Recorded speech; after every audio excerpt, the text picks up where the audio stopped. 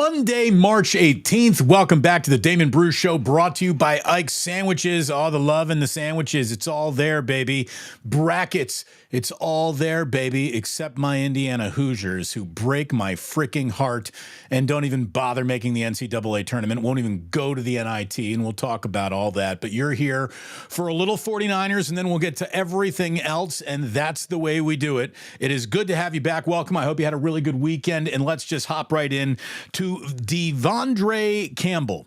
Devondre Campbell is among the newest group of 49ers in this free agency, and he has got a serious chip on his shoulder after being unimpressed with the way that he was used in Green Bay. And normally you don't see this sort of player franchise acrimony spill out, but thanks to the beauty that is Twitter, we get all the dirty laundry just aired right in front of us. It was well documented by anyone who covers the Packers, because one of the things that Packers fans agreed on is that they haven't liked their defensive coordinator, Joe Barry, over the last couple of years. Well, Spencer Nelson was covering the fact that Devondre Campbell is out, and some Packers fans were going public saying, like, won't be missed, wasn't a very good player.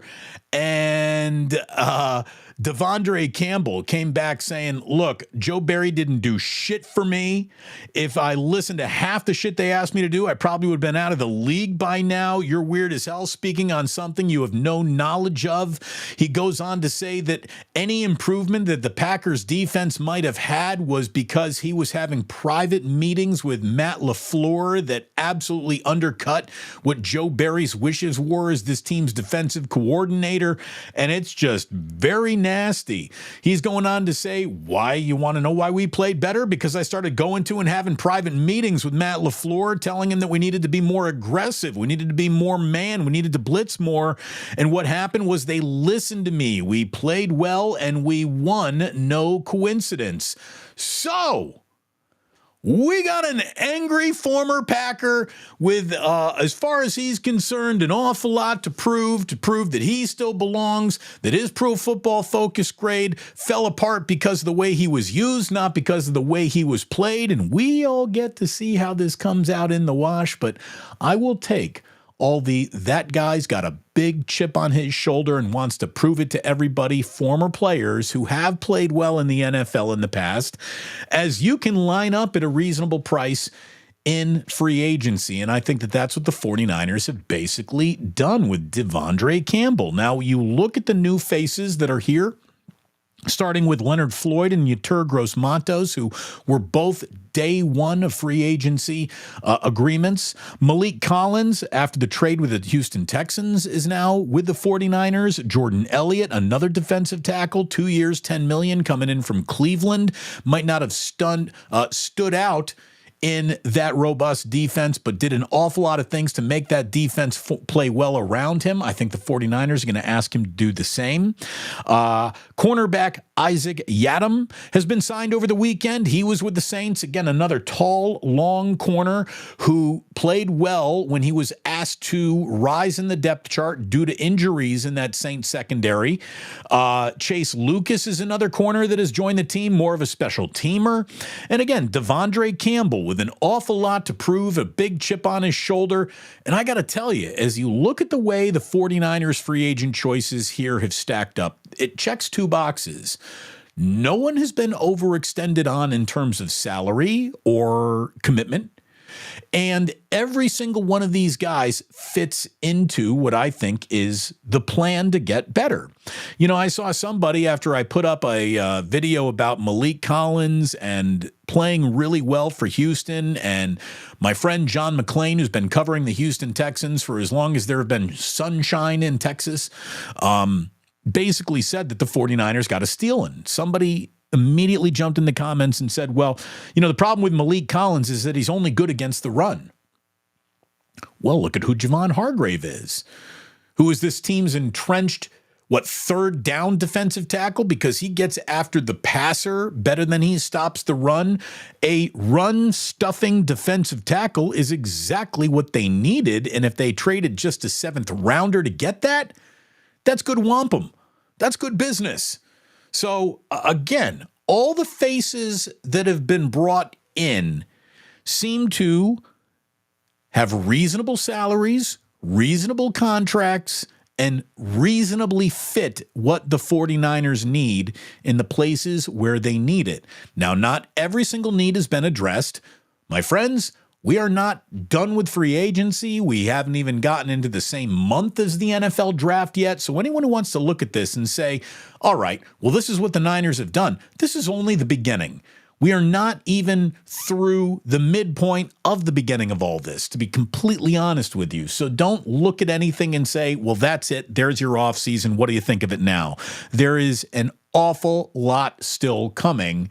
And maybe there's a big move. And this is something that Larry Krueger and I talked about on this Monday morning's Wake Up. And boy, I hope you're liking and subscribing and hitting notify so you don't miss anything that happens on my channel, on Larry's channel. Go ahead and get yourself some Wake Up, now served to you at 8:30 a.m. West Coast time on Monday, Wednesdays, and Fridays for all the Niners headlines that you could possibly fit into an approximately about 45-minute show. And of course, we went long once again. When you look at who didn't leave the 49ers, I think you got to look at that as free agent success, because they're retaining players that I think matter to this team going forward. Backup quarterback Brandon Allen, wide receiver Chris Conley, Colton McKivitz, George Odom, good special teamer, backup safety on the board. John Feliciano, again, keeps that offensive line depth alive by coming back. Flanagan Fowles is back on a one-year deal. Kevin Givens is back on a one-year deal. And I cannot help but notice that nobody came for Juwan Jennings, and it looks like he's going to be back. And Brandon Aiyuk is still on the team. Nothing has happened there. Don't have anything to report in terms of any progress on an extension for his contract with the 49ers, but he hasn't been traded. If he is going to really get traded, you're probably going to see that get closer to the beginning of the draft than right now.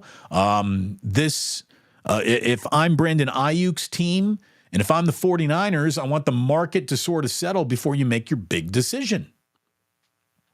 But I really hope that Brandon Aiyuk can come back.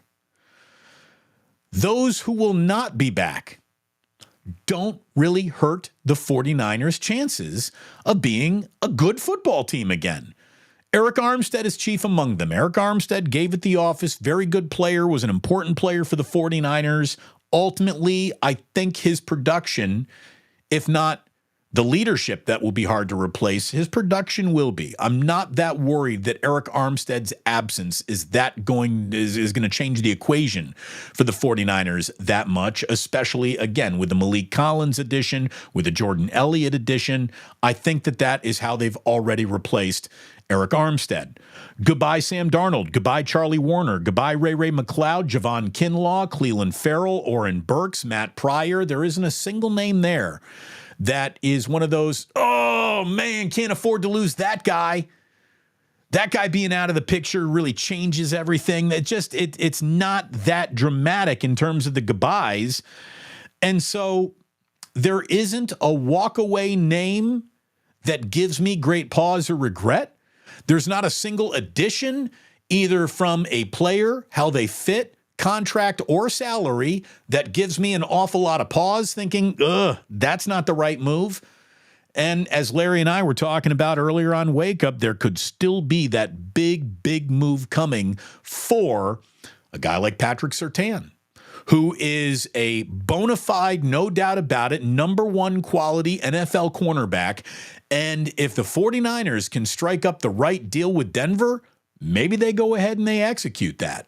Whether it be multiple picks, a pick this year, a pick in years going forward, that is something that it feels like John Lynch and company might be working on. Mike Silver, who has been all over the tone and tenor of 49ers offseason action so far, keeps on insisting that there's something big still to come from the 49ers before this draft actually gets here. So let's see if it's Patrick Surtain or a trade of that ilk. It would be something else if it was. And you want to talk about everybody in that secondary finding their own level. You add Patrick Surtain, all of a sudden Mooney Ward gets to go over on your second best receiver. That makes Mooney Ward even better. So yeah, you get to add a guy like Surtain. That might be the biggest game-changing available move in terms of a trade market for the 49ers. Now, I don't know why Larry took up the cause of Zach Wilson, who we also talked about here on the show on Wake Up. Look, Zach Wilson was in a bad situation that he did not make better for himself. He's young enough and intriguing enough and highly drafted enough to where if the 49ers want to kick the tires around on Zach Wilson as a backup third string, invest kind of stash and cash in on later type of player, maybe there's something there. I do know that the New York Jets, the team, didn't like Zach Wilson very much. The coaches didn't like Zach Wilson very much. New York fell out of love with Zach Wilson quickly. He is a little bit of a firebrand early on in a career that hasn't really reflected any winning yet, only losing. And I'm going to tell you this right now. If Justin Fields fetched a 6th, no more than a 7th for a guy like Zach Wilson, if that's really going to be a player that is on the radar, if you can't get him for a 7, I would walk away. If Justin Fields is going for a 6th to Pittsburgh, kind of an interesting move there by the Steelers, who, of course, made the deal for Russell Wilson as well. Wilson can't get more than that. The Steelers adding Justin Fields for a 6th. Wow. I don't think the Bears exactly played that market very well at all. Welcome to the Damon Bruce Show. It is great to have you here. I thank you for stopping on by once again. You'll see an awful lot of good folks, like-minded, happy sports fans in that chat as opposed to the other chats that become toxic and angry and yucky and ugly. And we just kind of don't do that over here, which is why I like being over here. As a matter of fact, we got new members over here. Aloha from Florida. This is Joji. And he or she, is that a she or he? I can't tell in that thumbnail. I need better glasses. We got a konnichiwa. So thank you very much for being here today. Red Jet Shell, always doing the welcoming community. And poof, like that, she's gone. Talking about Renel Brooks-Moon. And we'll get to Renel here in just a second. My man, the postman in Capitola says, Mark Willard had off all last week with no explanation. Could he be the new PA announcer for the Giants? He's got pipes. But, he's also got the month of March. And most broadcasters who do shows 5 days a week usually either use early March or late February as the perfect time to take a vacation because you're out of football. You haven't gotten to baseball. We haven't had the show where everyone talks about how their bracket is busted. And oh, by the way, we do have piping hot brackets. Hey, brackets. Oh, brackets. I love brackets. Even though my goddamn Indiana Hoosiers aren't in it this year. But anyways, what I want you to be into this year, this day, is a great sandwich, and you can certainly find one at Ike's. That's my man right there. Ike has got a delicious sandwich with your name on it. He literally has a sandwich with my name on it. I'm great. Put me in your mouth. You know you want to. Have yourself a Damon Bruce. Get yourself something that you will deem instantly, oh, that's a delicious sandwich as soon as you bite in. Whether you got big, meaty taste, whether you want something vegetarian, vegan even, if that's the way you sway, he's got that for you too. Ike's is a little something for everyone. Find out for yourself and start by downloading his app where you can earn your way towards free sandwiches. Everyone gets a free sandwich in their birthday month. I got a free sandwich in my horizon because it's my birthday month. A lot of March birthdays out there because there's a lot of banging in June. 9 months from June, it's March, and this is how kids happen. So there you go. Get yourself a delicious sandwich at Ike's. Support the channel by supporting my sponsors. Support everything we're doing over here by supporting my sponsors, hitting like, subscribe. There's always generosity in the super chats to be seen. And we have acquired a few new members. We should be soon advancing to new flashy colored stars for our members of the initiated. These are indeed very exciting times. So look, we got quite a bit going on here. We are going to get into a Club Plus this Monday because I know the people want it, the people dig it, the people have been asking for it by name. When they're going to get another Club Plus, you're going to get one here in a little bit. But man, oh man. Otis Bird, Damon, any big plans for your birthday? I just want quiet. Can I get quiet in my house? I got 2 kids under the age of 5. I just, for my birthday, I would like quiet. The sip of the day has already passed. Mike Baker, obviously watching some Wake Up today. Hopefully no more Zach Wilson talk. I have no idea why Larry wanted to be the Zach Wilson stump speech. I don't know why, but he wanted to be. Then he went to the tape to prove that Justin Fields was better, and he couldn't. And yeah, I don't know. That whole thing washed a little weird over me as well. I can't explain that one in any way, shape, or form. But Mike, I do believe you've become a member of the initiated, and welcome indeed. Welcome indeed to everyone. It is great to have you here. Let's see. We got a little Warriors and Knicks coming up this evening. Good to have Steph Curry back in the mix. It makes the Warriors an awful lot more fun to watch and actually functional as an offensive team. And there was enough functioning to go to LA and beat a Lakers team when you needed to beat that Lakers team, because those 2 teams are duking it out for the 9-10 spot in any sort of Western Conference playoffs. Golden State had dumped 4 of their last 6 games, but again, get Curry back on Sunday. They beat the Lakers. It feels like the entire Pacific Division is kind of playing in the wrong direction right now. Warriors continue to ascend. That'd be great if you did. There's opportunity there if you'll come up and meet the road that is in front of you. A 3-game homestand with the Knicks, the Grizzlies, and Pacers. Got to go 2-1 in this next 3 games. There are 16 games left in the entirety of the regular season for the Golden State Warriors. So there are no mulligans remaining. There are no, hey, what do you think is going to happen out there today? It's go and get some wins, stack them on top of each other, and that's how you're going to make yourselves a postseason participant. I mean, I don't even know if the Warriors can call themselves in any way, shape, or form that sounds right as a contender. Let's see if they are a participant. And we'll worry about anything that even resembles contending after it makes sure that they are participating. And that brings me back to the NCAA tournament. Because, you know, we could sit here and talk about who got seated where, who got job, bliss, that, the other thing. What I don't like is teams that have been, rendered outside looking in at the NCAA tournament, and they start saying things like, well, the NCAA tournament ain't good enough for us.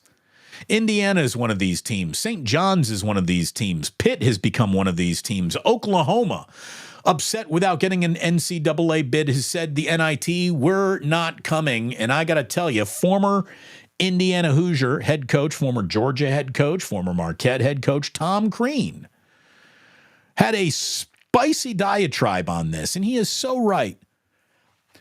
These coaches punting on any opportunity to play in the postseason are just doing wrong by their programs. Number 1, exposure. Number 2, experience. Number 3, convincing guys that there's a role for them to remain and not just think transfer portal is for me. And Tom Crean basically said, if anyone doesn't want to play because the postseason's not good enough for them, the NIT's not good enough for them, you tell them sit down and we will start a walk-on.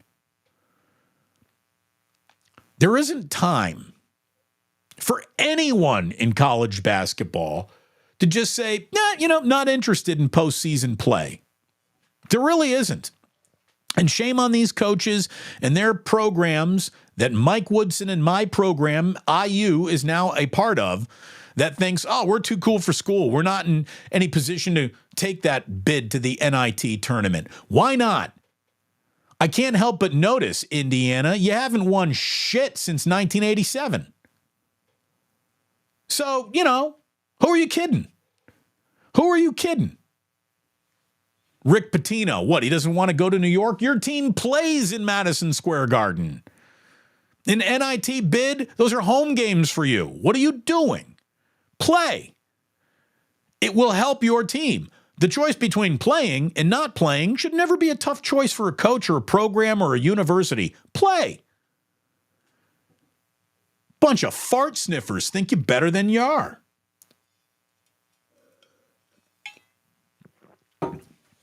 Again, I don't even need Indiana to lose a game this March. I'm already mad at them. God. Rockin' New Era 84 is a little worried. No sip of the day since Wake Up happened today. You're right. That already happened. You're right. Thank you for tracking. Thank you for keeping score at home. If you're keeping score at home. One of the things that people saw when they woke up this morning, it's news that they didn't want to hear. I guess the San Francisco Giants would like to begin International Women's Month by letting you know that the single most high-profile African-American woman to ever pick up a microphone, and she's done so with great fanfare in the last 24 years, Renel Brooks-Moon, is out as the PA announcer of the San Francisco Giants after 24 seasons, and all nice and flowery things are being said about everyone involved here in both press conferences. Of course, Renel is exiting gracefully, and the Giants are sending her on her way gracefully, calling her PA announcer emeritus. Like, you really got to be making up some nonsense to come up with that. So congratulations, Renel. You are PA announcer emeritus, whatever the hell that means. But she's not back. And maybe Farhan's looking for a platoon from his announcer. I really don't know. But Renel Brooks-Moon, for the first time in nearly a quarter century, won't be introducing now Batten. It's just that's wrong. It's just wrong. Now, don't know the details. There have been a few different theories thrown out there. Number one, she no longer wanted to work for Charles Johnson, or Charles Johnson no longer wanted an outspoken black woman working for him. Charles Johnson, the owner of the Giants, has openly and in broad daylight very much funded the most extreme MAGA politicians that you can find. Now, that is his right. He's allowed to spend his money wherever he wants, but there might be consequence to that. And maybe Renel looked at who she was working for and said, I'm no longer interested. Maybe the Giants put a price point in front of her for a new contract, and she said, I would like more than that, and they weren't interested in meeting it. If that's what this is, that's ridiculous. I'm not even going to presume to guesstimate how much money Renel's making after 24 years of PA announcing at the ballpark. But whatever it is, a Major League Baseball team could have afforded it at 5 times the price, right? At double the price, they could afford 5 of those. At 5 times the price, they could have afforded 1 Renel. I mean, there is no amount of money that they could have possibly spent where they would have felt their pockets pinched to bring Renel back had this been about money. And if it is, shame on them. I mean, if we were measuring how this team could do more to piss off its own fans, not bringing Renel back for a 25th year would be right up there. Right up there. It's not like the money that you're going to save on not paying Renel, her exorbitant asking price, if that's indeed what this was over, is going to land Blake Snell. It's like we had $35 million left. We were going to give it to Snell or Renel. It better be Snell. If Renel's not in here, there better be Blake Snell. And obviously one has nothing to do with the other. But this is the sort of tone-deaf behavior that we have seen from the San Francisco Giants in the Farhan regime. Let's take touch points that our fans care about and ruin them and get rid of them or cut them off. I don't understand it. Like, what is the other move that could land flatter than the news? We're not bringing Renel back. Why don't you stop selling garlic fries? How about stop selling garlic fries? Or let everyone know that McCovey Cove is going to be filled with concrete and they're going to open up a skate park. Like, that would piss off people too, I think. What if everyone was told, we're tearing down the Willie Mays statue so we could put up a statue of Aubrey Huff because Aubrey is more in line politically with the Johnson family at this particular time? What is going on with the San Francisco Giants, who seem to be going out of their way to make themselves less desirable to die-hard card-carrying Giants fans? Let's let Renel Brooks-Moon go, and happy International Women's History Month, everyone. I just don't get what the Giants are doing there. What are they doing? Maybe they're looking for a platoon for a PA announcer? Bringing a guy to do right-handed hitters and outfielders. Renel can maybe still do infielders and left-handed hitters. I don't know. Like, it just doesn't make much sense. That's a job you can do forever if you're good at it. She's great at it.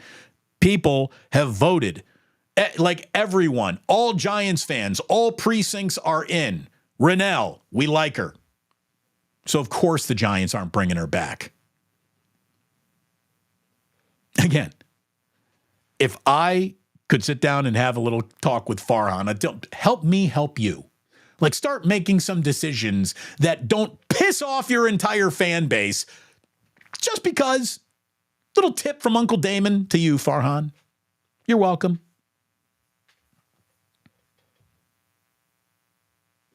By the way, speaking of baseball, let me just say thanks to our friends at Baseball's Last Dive Bar, who sent some great T-shirts to me. We're going to be doing a little standalone video about how Dave Kaval is either tone deaf as to what his team means to this league right now, or is tone deaf when it comes to evaluating important moments in the history of Major League Baseball. So we will have that for you a little bit later on this week. But I told you we were going to give you all the news that was fit to print, and we would do it in a very concise, precise, no wasting your time manner. And on this Monday, I believe we've done that. Now, we could all fill out brackets together, but do you really want to watch me say, oh, I think Creighton's going to be good this year? No, it's not much of a visual experience. But I wish you the very best of luck with your brackets as you go ahead and you fill them out.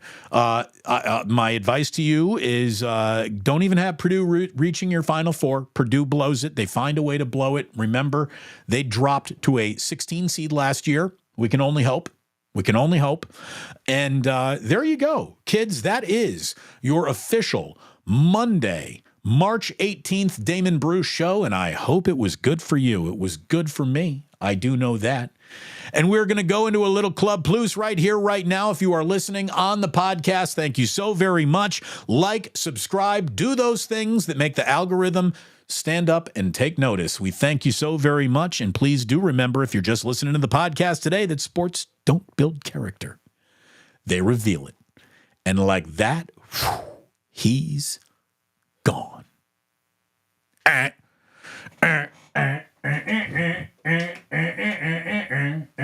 me turn this down. There we go. Oh, yeah. Wait a minute. Oh, hold on.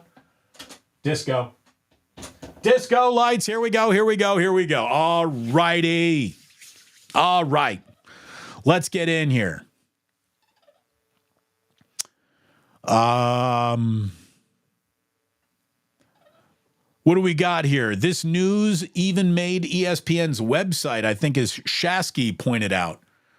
Well, yeah, you know, if you're going to go about letting go of an experienced black woman when you're Charles Johnson, you represent like all that is evil about white men these days, there's going to be questions asked. Again, the Giants are worth like $4 billion. They could have afforded Renel. I don't care what she was asking for. What is going on here? And if this really was Renel just going, I'm not working for you dickheads anymore, God bless her. But I don't know anyone who's walking away from decent, steady paychecks these days. I don't know where this came from, but AJ Sargent says, all right, it's decided. I'm making taquitos. Put your orders in now. Dude, I love taquitos. Crunchy, satisfying, dippable. Who doesn't like taquitos? My man Drew Down is in here saying, hello, what's going on, Drew? Thank you as always for being here. Rockin' New Era, I'm glad that Juwan is coming back. Again, that's not totally decided, but that second round tender seems to have locked up any interest or business on him. And so I think he is indeed back. Let's see. What do we got?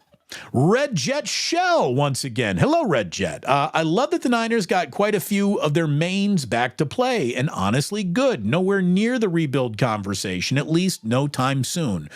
Yeah, this is a reload. You know, there are certain times to run it back.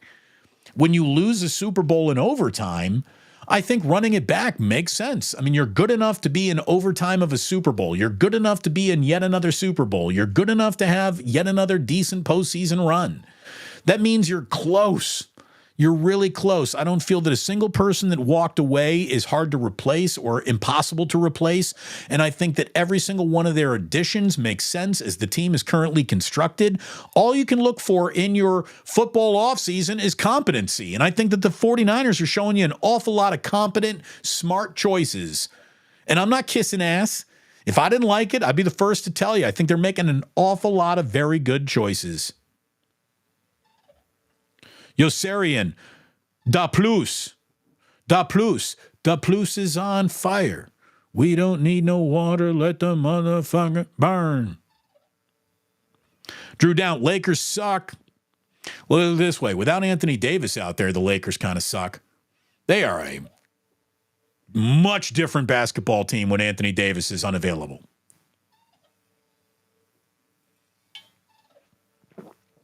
Danny Golding checking in from Arizona. Good Monday. Happy Monday, everyone. Indeed, happy Monday. We're going to have a lot of good stuff from you this week.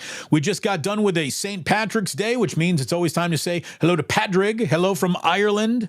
Great to see you. Thank you very much for all the shamrocks and the green beer. I tell you, the grandparents did a great job with Jack and Ozzy and St. Patrick's Day. Now, there's never been any like celebration of St. Patrick's Day in the Bruce household.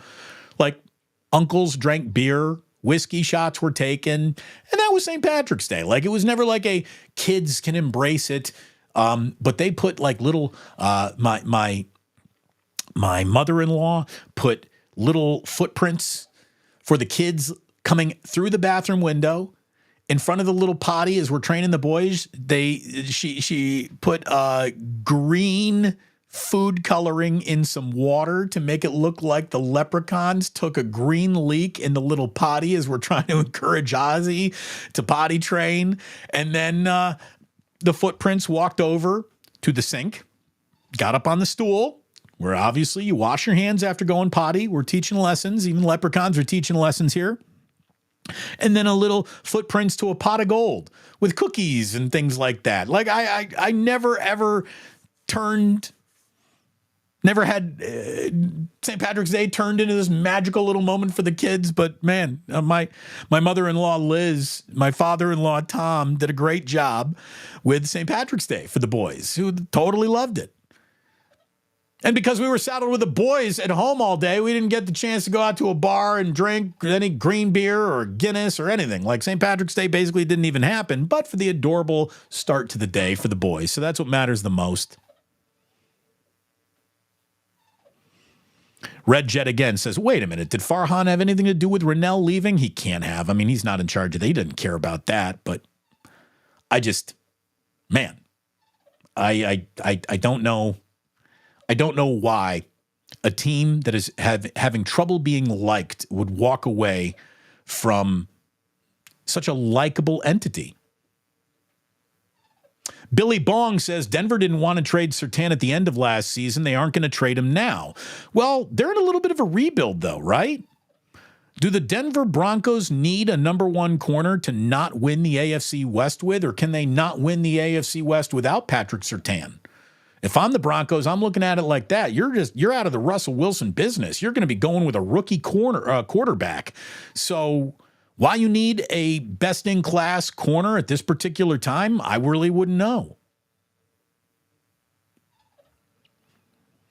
We got our man Otis. Always good to see Otis. Zach Wilson, not sure about that, but Larry's been on it regarding Niner quarterbacks. Remember, Kyle could work with Wilson, maybe make him a decent backup for a year. Yeah, that all could happen.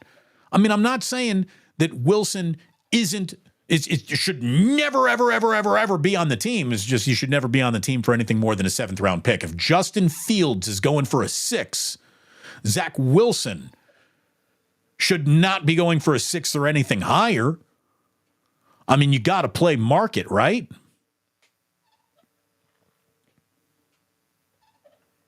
I don't know who the positivity is coming from, but thank you for the positivity. Jeez, Red Jet, thank you. Drew Down, he's counting it. We're getting to 18K. We're about 20, 25-ish away. So let's go. Like and subscribe. Call a parent, call a neighbor, call a friend, call somebody and say, are you watching the Damon Brew Show on YouTube? Man, this guy's over here now. You should check him out. Go ahead, watch, subscribe, like, notify, all those things. My good friends, my people. Damon, would you bring back Randy Gregory on the cheap? Mark Armstrong? Yes, I would. He was disappointing. But I would bring him back on the cheap. Yeah. Veteran minimum. He can come back.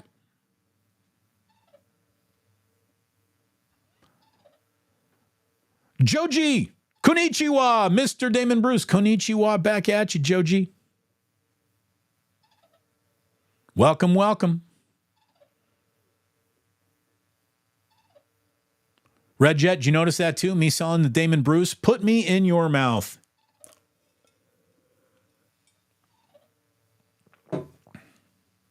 I'm not even going to bother telling this Ike story from Vegas. I've told it enough.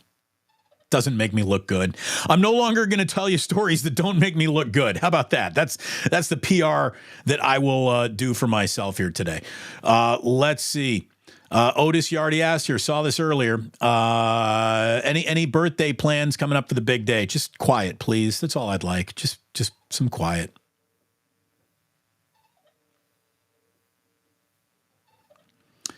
Let's see. I had $20 in free Ike's money on my rewards app. I had no idea where it came from, but good looking out, Ike.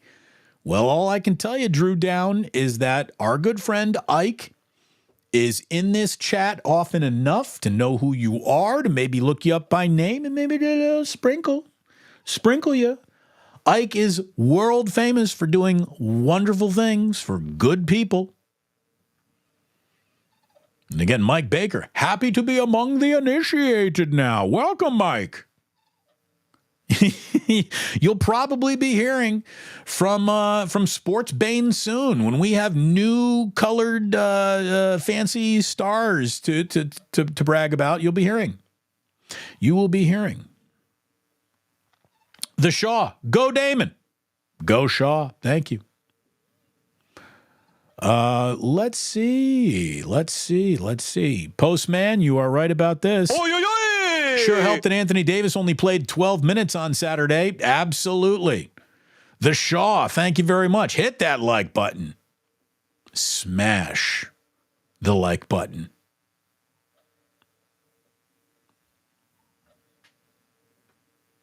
About Red Jet saying, I just want to say this is awesome. Nice to just chat, not feel stupid or out of place, and I can be myself and talk shop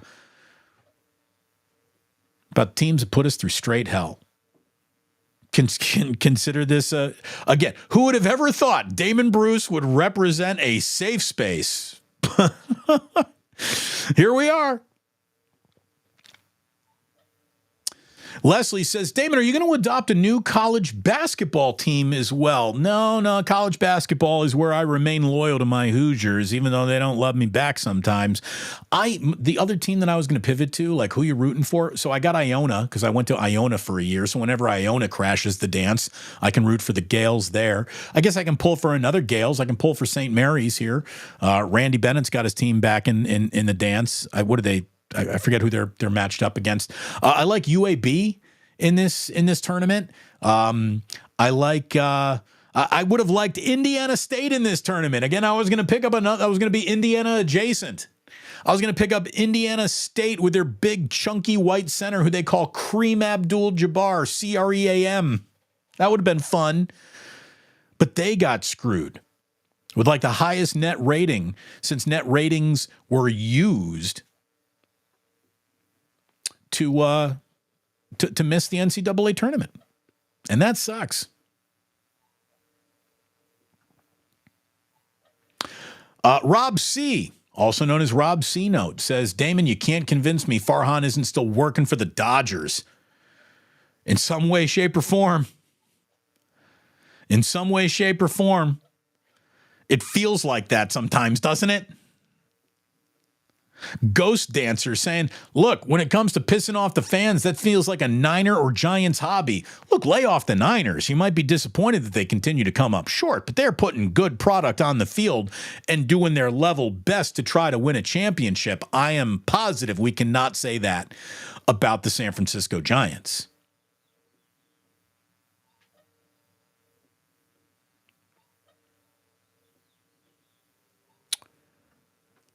Mari, now I don't know, is this about Renel saying it's time for a change? Seriously, it was on Renel? Who was complaining about Renel? How is it time for a change? Smiley Dan saying, please, anything but squeaky little kids announcing again. 3 hitters is all I can take. You want to give a little kid a chance to announce 3 hitters? That's fine. No problem. Now that I'm a parent, maybe there's a Smiley Dan. Someday you become a parent and you'll be like, oh, that's good for the kid. It's not good for the fans. It's not good for anyone's ears, but the kids like it. I can give a half inning to the kids. Ghost Dancer's getting worried. No, not the garlic fries. Seriously, why don't you go ahead, remove the garlic fries, remove crazy crab sandwiches, and tell everybody that they can only get their Ghirardelli sundaes up on the 3rd level now? Like, what more bad news could you have for people who are actually showing up to your ballpark?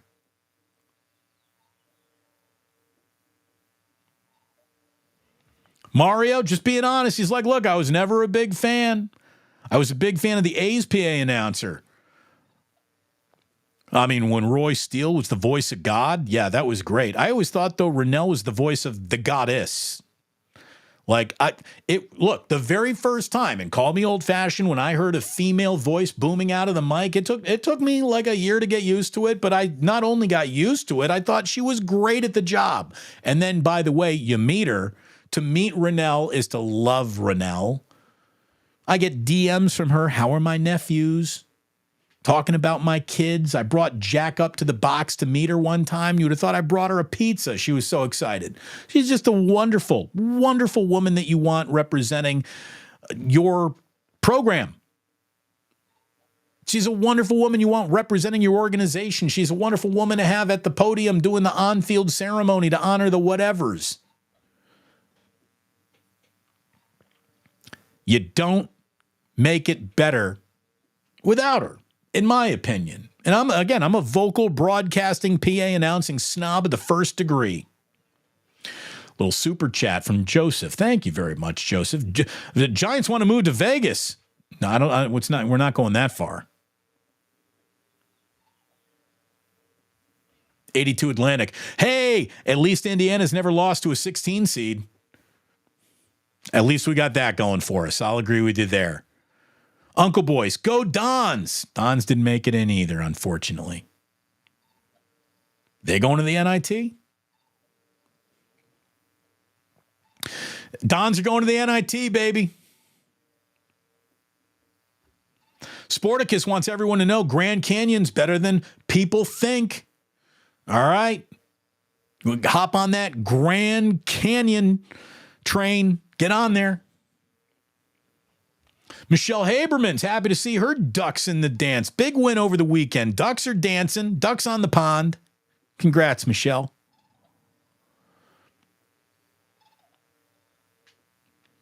Uncle Boys, still great to see you in here. It really is. You know, we got nothing but love for you, brother.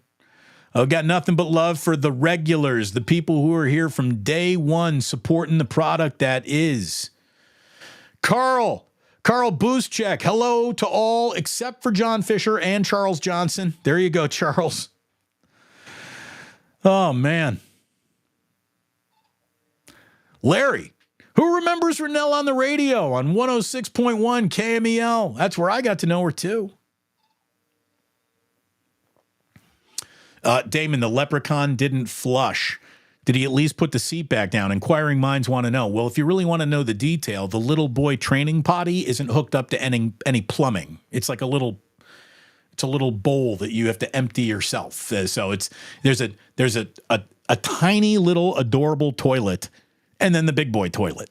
And the tiny little adorable toilet, I've sworn I'll miss it when it's gone. I won't miss changing it, but it's so cute. It looks like a little boy toilet for little wieners.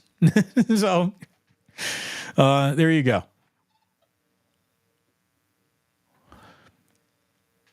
Joji, why is Kyle and John continuing to ignore offensive line deficiencies? They're not continuing to ignore it. I think they know that they're there. I think they're going to be addressed in the upcoming NFL draft. They have brought back a team and an entire offensive line that was bad enough to win the NFC Championship.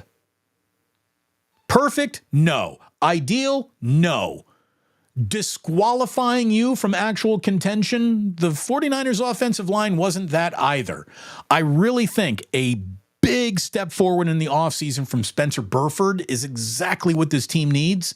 Now, maybe you go out and you draft a monster tackle and you have Colton McKivitz slide over to center. I think Jake Brindle at this point might be the worst or the weakest point along that offensive line. But just because the offensive line hasn't been addressed yet doesn't mean it won't be. Remember, we're at the beginning of reshaping the 49ers, not at the end. Gina says, Damon, what grade would you give the 49ers offseason so far? I'm giving it a solid B. A solid B. They're a little bit better. They're not greatly better. They didn't get any worse. I think that they have done a good job. Who they've added, how they've added them, and who they've said goodbye to is not hard to replace. I think they've done a good job so far. I see nothing offensive. Damon, sprinkle me. Sprinkle me. Sprinkle me Ikes. The addition. There you go.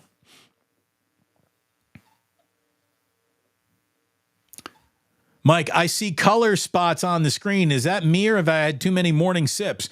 I don't know what you're talking about. There's no cheap disco ball sitting on here. You're seeing stuff, dude. Mario. I need to try Ike's. I usually go to Subway because it's around the corner and seems like a pretty good idea. Ike's. Here's the thing. Mario, once you eat at Ike's, you'll never be comfortable going back to Subway. Subway is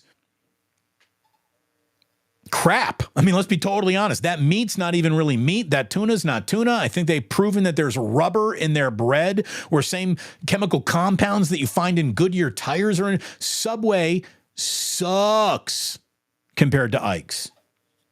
Take it from me. I've eaten a lot of sandwiches.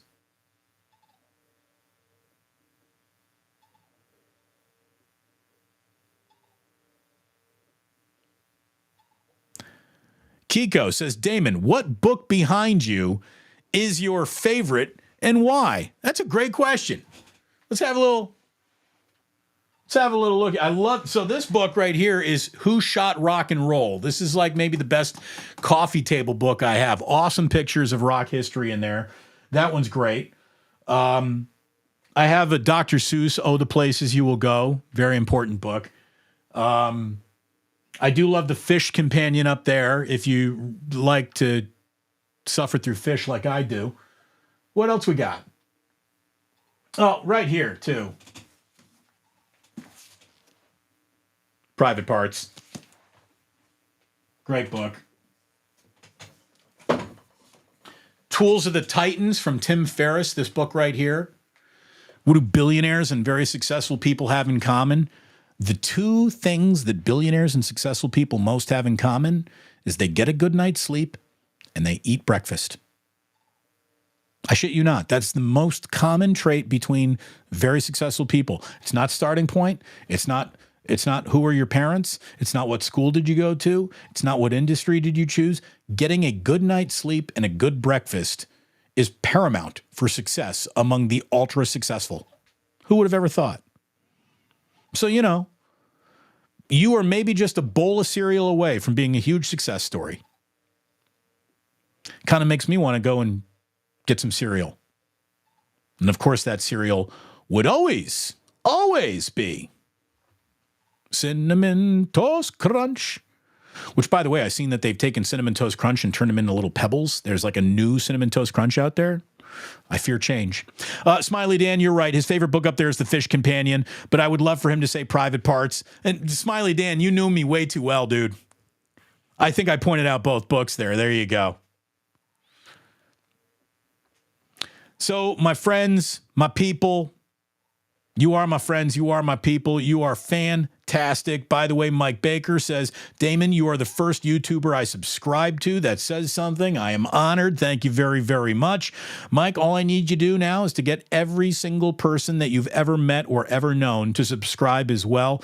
And we should do well. It has been. We're coming up on a year here. Coming up on a year. Sporticus. Do they still have underoos? The underwear that's fun to wear? And Garanimals? They don't. Now, there's some fun. Like, we got Paw Patrol underpants. We do have some fun underpants for the boys. But no, like straight up buy brand name underoos. I've not seen those. I don't even know if they still make underoos anymore. Carl, well, there goes that Subway sponsorship. Carl, we're already in the better sandwich tax bracket. Thanks to my man Ike's. Go get yourself some Ike's today. Drew Down says, hey, I used to rock with Togos. Never liked Subway. Togos, again, okay. Ike's is great. JJ Rader says, I for sure thought Damon was going to point to the ganja jar, even though it's not a book. Well, again, there's nothing more that I like reading than JJ Ganja. It's an important book. And Smiley Dan says, oh my God, he picked out the two. You're awesome, DB. Am I awesome, or are you awesome, or are we awesome? I'm going to conclude that we are awesome. Not just me and Smiley Dan, but all you good folks out there. Thank you very much to the 49er Ultimate Report saying, yes, Damon, this is a channel that everyone needs to subscribe to. I could not be more honored that you feel that way. I thank you so very much for feeling that way that it almost breaks my heart to tell you that we're going to be back tomorrow at 11 o'clock. More videos going to be dropping all week long. Couple of guests up my sleeve. We'll see what we come up with. But in the meantime, thank you so much for tuning in. And you don't have to go home. You just can't stay here.